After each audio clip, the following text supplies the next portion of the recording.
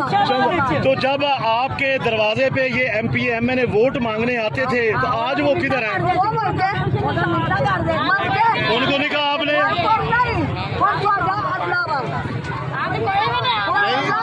ਤੁਸੀਂ ਦੱਸੋ ਨਾ ਕਿਹੜੇ ਮੈਂਬਰ ਤੁਸੀਂ ਕਿਹਾ ਸੀ ਵੋਟਾਂ ਦਾ ਪਾਣੀ ਵੱਲੋਂ ਉਹ ਮੈਂਬਰ ਦਾ ਨਾਮ ਲਵੋ ਔਰ ਨਾਮ ਲੈ ਲਓ ਮੈਂਬਰ ਦਾ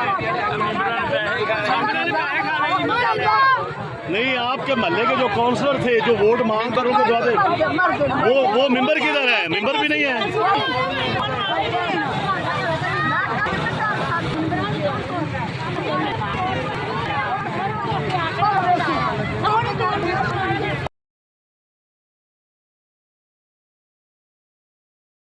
तो जब आपके दरवाजे पे ये MP MNA वोट मांगने आते थे तो आज वो किधर है? उनको नहीं कहा